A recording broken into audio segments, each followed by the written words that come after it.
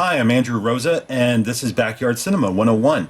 And here I would like to share some of the ideas I had while making Art is Death. And those ideas were basically, how to go about making the anti-slasher. And it's not that I don't love slasher movies. I love slasher films. I love horror films in general, especially slasher movies. Because, like, one of my favorite movies is Halloween. That and the original Friday the 13th, A Nightmare on Elm Street, April Fool's Day. I love these films. But we have these cliches and they've been around for so long that, I've grown tired of them. And while I tried to express these ideas in Art is Death, I may or may not have succeeded. Even if I didn't, I would like to see other filmmakers try this. Backyard, big budget, I don't give a fuck. I would like to see this done more in the slasher genre. And I'll share these ideas as we go. I'm going to take a look at the movie here. Yes, the Dark Current Cinema logo, very simple. I like simple logos. I don't need them to go on for 40 seconds. Now, starting here, the shot on the earbuds, I wanted to sell the idea that the music that we hear, that's what she's actually listening to. We're hearing what, she's hearing. That's why there's no really dramatic music. Oh, let me pause here. This shot here where she tosses the painting, this took many, many takes. And the reason being is that I wanted the right level of frustration. If you watch some of these other takes, you can see how, they don't really pan out. And I wanted the painting to land face up, so you can still kind of see it. I mean, yes, it may be way off into the left, bottom left-hand corner of the screen, but, I still want it to be seen because I wanted her to come back, find the painting, and decide, you know what, I'm being childish, let's finish this goddamn thing.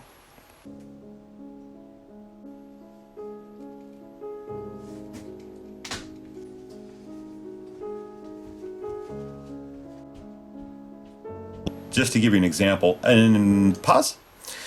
Yeah, this shot here, this was going to be my one and only Steadicam shot, and you can see it here. And it's not a bad shot, but I like the stillness, and this is something about style. You see, you're trying to build suspense, anticipation of violence, and I feel you should really only move the camera when you absolutely have to.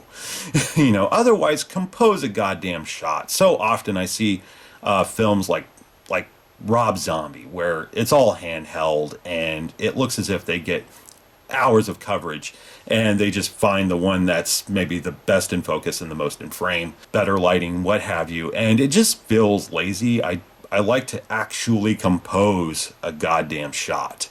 It's really frustrating to me seeing all these movies trying to be more, quote, realistic, end quote. And to me, it doesn't feel realistic. It just feels rushed and yeah, I don't know. It's the same thing with action movies nowadays. They're so cutty.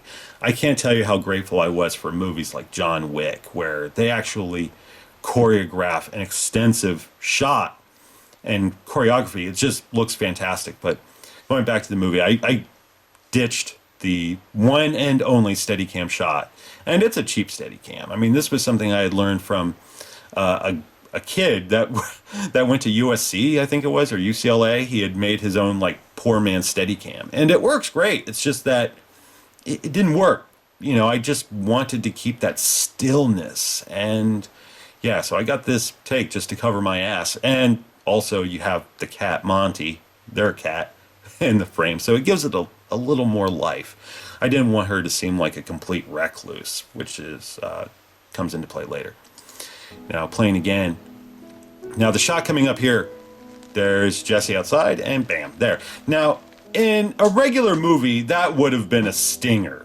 But I find stingers really annoying because so often they're telegraphed. The Thug Life mug was her idea. They actually own that, and I found it so incongruous with her personality. I thought it was so funny. We have to include that. Now, here's another way of building character through visuals. Again, I pause. If this had been done in any other movie, we probably would have had a scene where she's talking to her husband or whatever. on the phone and like, oh, honey, when are you coming home? And I feel like that would have been a waste of 30 seconds just to establish that, we're not looking at, Darity looks so young. She could be fucking 12 in this movie, but I wanted to show that no, she's a grown woman. She has a home. This is her home. She's not living with her parents. And what better way than marriage? Marriage, I know some kids get married these days, and I mean kids, like they're still in their teens, but the thing is that, bitch has lived, So I do that with this shot. First, you see her playing on her phone. You may think she's just texting, but no, there's prominence on the wedding ring.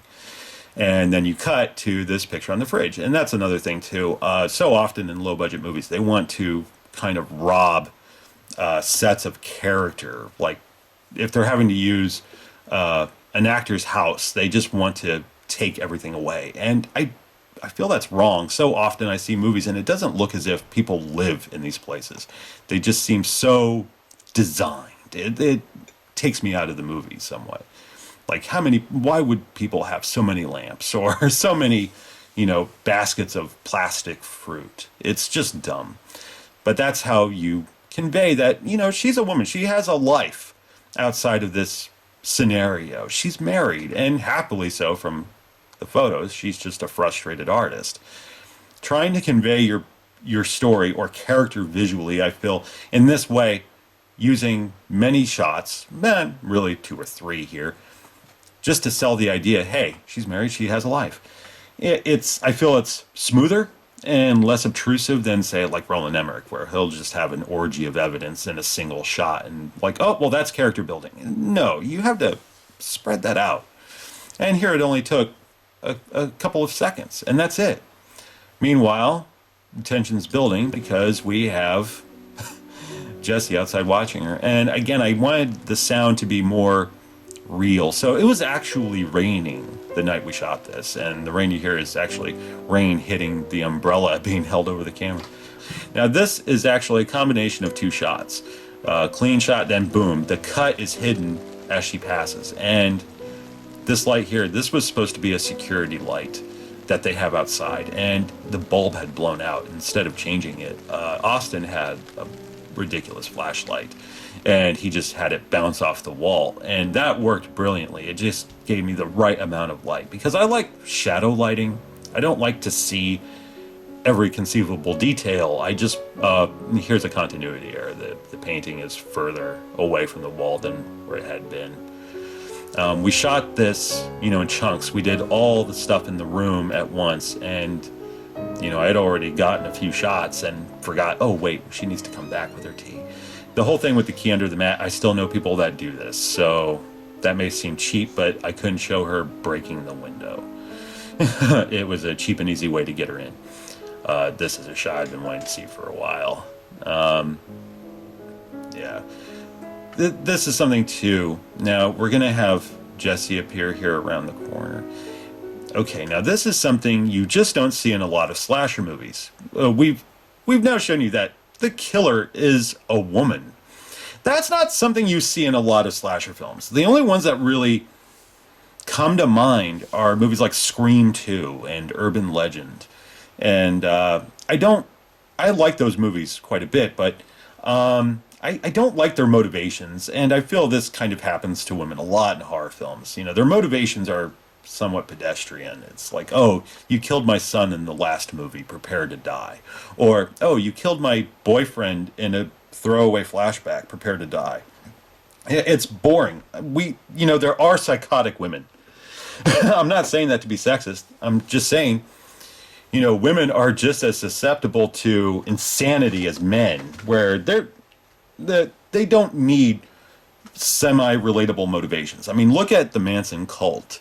Like, Manson didn't kill Sharon Tate. He didn't kill Abigail Folger. No, the female members of his cult did, and they did it rather viciously. I mean, Abigail Folger, if I remember correctly, had been stabbed 50 some odd times. Stabbed so much that they almost incorrectly wrote down that Abigail Folger's nightgown was red. No, it was white, but she had been stabbed so many times, and she bled out so much that it had changed the color of her nightgown. That was pretty vicious. And Susan Atkins, if I remember her name correctly, she had many aliases. She killed Sharon Tate. And she had planned to rip out the baby, Sharon Tate's unborn baby, and hang it from the rafters. And why would she do any of this? Why? Because bitch be psychotic. And, I feel like we need to see some psychotic women. So often in slasher films, we see man on woman violence. And I'm not saying that doesn't happen. It certainly does. It's just that as far as movies are concerned, especially slasher films, it's just tiresome. I want something different. And I feel it's a kind of different take, something that can be explored in a feature. And I would like to see that. So, when you go to make a slasher film with a chick as the slasher. And let me tell you, Jessie did a fantastic job. She relished this role. She's not doing a lot, but she puts a lot of little details in there that make it special, and it's great. So give that a try. So right now we're at avoid stingers. Stingers are annoying. They truly are now. Some filmmakers have made them work, like James Wan. Like he's managed to make stingers work again, and like The Conjuring, stuff like that. Lights Out was a really effective boom machine, but for every hit there's like several misses. And it's done. Just let the stinger can still work, just not as an obnoxious sound like fuck you. No, instead just let it be, oh, what the fuck. Like The Strangers did that, and I thought it was pretty good. I mean, it had a few like boo moments, but sometimes it knew when to just let you go, oh shit.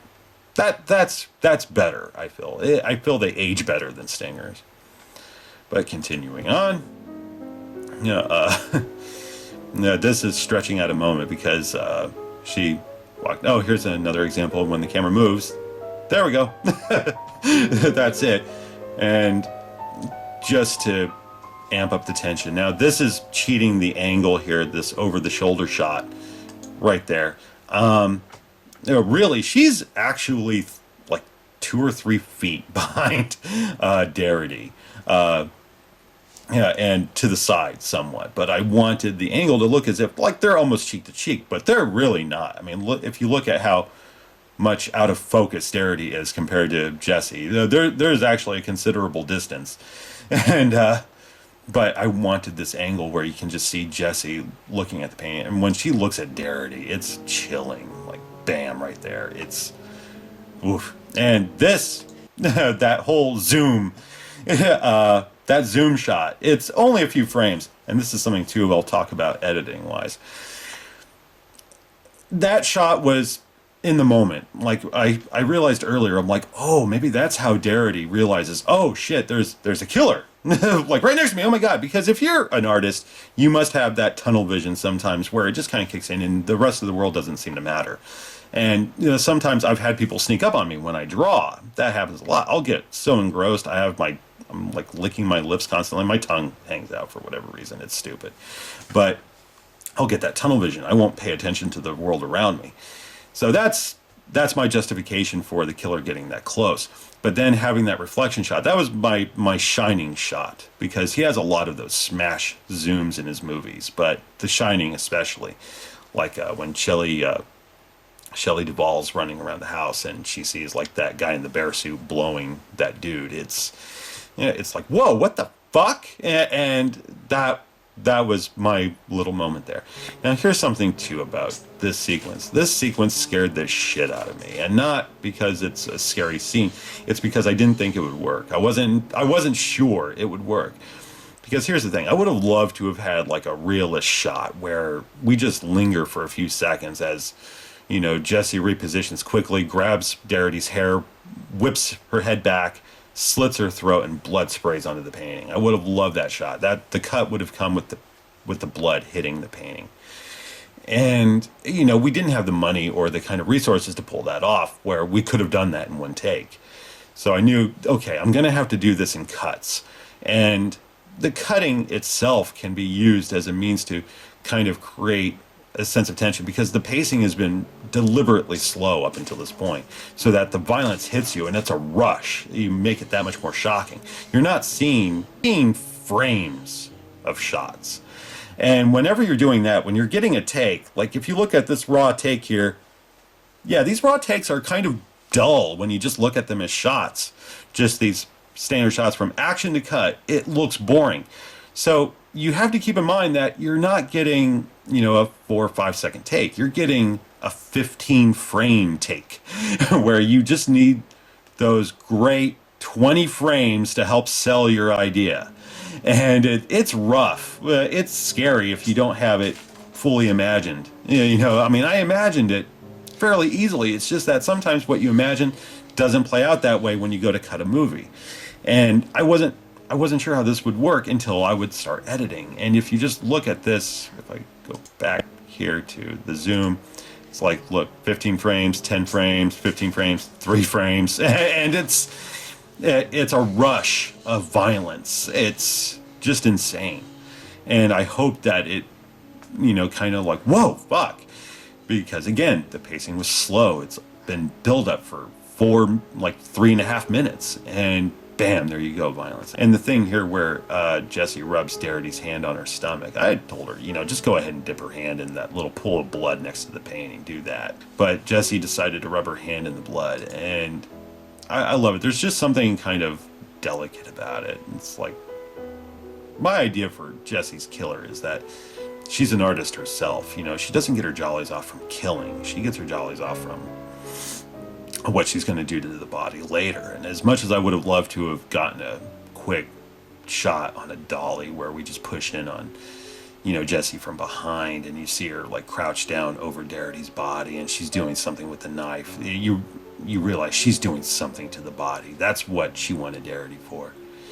And we just couldn't sell that idea, I don't think. I don't think people think that Jessie's a killer. Not that many people have seen this. But these are just some ideas to keep in mind when making a slasher film. We've seen a lot of shit before. And I feel now that we have YouTube, we can make movies digitally and we can basically do whatever the hell we want. I feel this is a great time to experiment and try new things within, genre parameters. It's like, why not try something different? I mean, it's difficult, I know, because let me tell you, when I was editing this and, Jessie pops out from behind the window or when she appears in the door frame, I had to fight the urge to put in a sound effect or a vroosh, as the nostalgia critic calls it. I had to fight that urge because I've been taught whenever you have a moment like that, you have a vroosh. It makes it more, powerful, or at least that's what people have led you to believe. But really, oftentimes that just feels hollow and cheap. Like everybody does that. Why not do something different? And that's difficult, again, because you've been programmed to believe that when this is done, you hear this, or when you hear that, you see this. And it's difficult to fight that programming. It's almost like brainwashing. That's the best way for me to describe it. And it's frustrating, but I feel it's worth it. Like, I know this movie hasn't gotten a lot of views.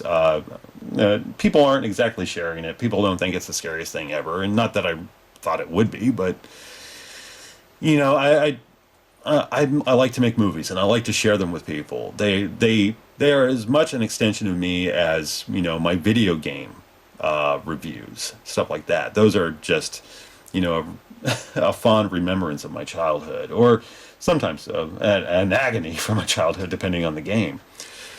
But the short films, that's, it means a bit more just because these are original ideas I've had. These are my ideas, and I just want to throw them out there and hopefully make people feel uncomfortable or make them laugh or excite them even.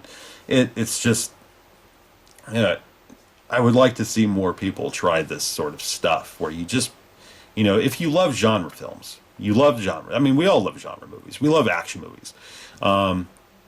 We love horror films. We love all these things, but Andrew Kevin Walker said during his commentary for Seven, like, yeah, he wanted to make a genre picture, but he wanted to go against the grain so that, you know, if you're aware of these things, you can actually do something different. You know, instead of going right, you go left.